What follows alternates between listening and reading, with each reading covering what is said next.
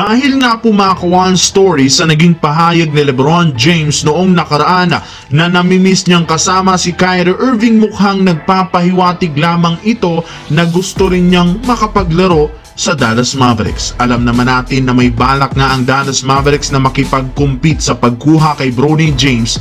Ito lang naman ang nag-iisang paraan para makuha rin nila si LeBron James. Sa naging pahayag rin naman ni Kyrie Irving mga kawan story sa interview, nagpapahiwatig lamang nga na mukhang may tsansang i-recruit nito si LeBron para makabuo sila ng Big 3 sa Dallas Mavericks. Tara na talakayin natin yan at pag-usapan ng sinabi ni Jrue Holiday na dasal na lamang ang kailangang gawin kapag binabantayan si Kyrie Irving. Pero bago yan, please don't forget to hit the notification bell at mag-subscribe sa aking channel.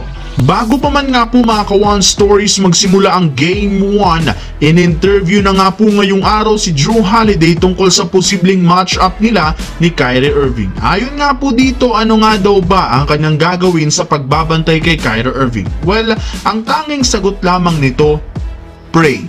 Ibig sabihin, kung sino man nga sa kanila ang tatao kay Kyrie, manalangin na lamang. Alam nga po ni Jrue Holiday na mahihirapan tapatan ng Boston ang galaw at opensa ng isang Kyrie Irving. Nagpapatunay lamang ito na may tsansang gumawa sila ng double team sa kanya o di kay Luka Doncic. Alam naman natin ang kalidad ng isang Kyrie Irving mga kawan stories pag naglalaro ito sa NBA Finals. Lingid nga sa kaalaman ng lahat, nag-average nga ito ng almost 28 points per game sa lahat ng NBA Finals appearance sa Cleveland Cavaliers. Isang dissenting stat na for sure malaki ang impact ngayong finals. Malaki dito mga kawan stories ang magiging role ni Irving sa lahat ng Dallas Mavericks players na siya lamang ang may experience na maglaro sa finals. Pagdating naman kay Jrue Holiday, alam nga natin na sa itong magaling na on-ball defender na kailangang pag-ingatan ng Dallas Mavericks. Samantala mga kawan stories, dito naman sa naging sagot ni Kyrie Irving sa sinabi ni LeBron James.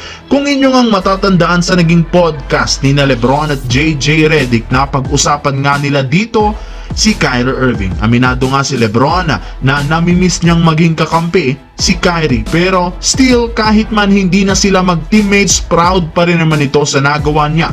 At dahil nga sa naging pahayag na ito ni LeBron, sumagot rin naman si Kyrie sa naging pahayag niya. Ika nga niya sa isang reporter, nakakamiss naman nga talagang kalaro ang isang LeBron. Tinawag pa nga niya itong brother na nangangahulugang maganda ang kanilang relasyon, pero ayon rin naman sa ilang mga fans na nakakapansin kay Kyrie Irving, mukhang gusto nga nitong i-recruit si LeBron James para maglaro sa Dallas Mavericks. Alam nga po niyang free agent na ito at may balak ang kanyang team na Dallas na makuha si Bronny James sa draft. Nagpapahiwatig nga itong gusto rin niyang i-recruit si LeBron na maglaro, pero ang tanging susi na subukan nilang kunin si Bronny James sa NBA draft.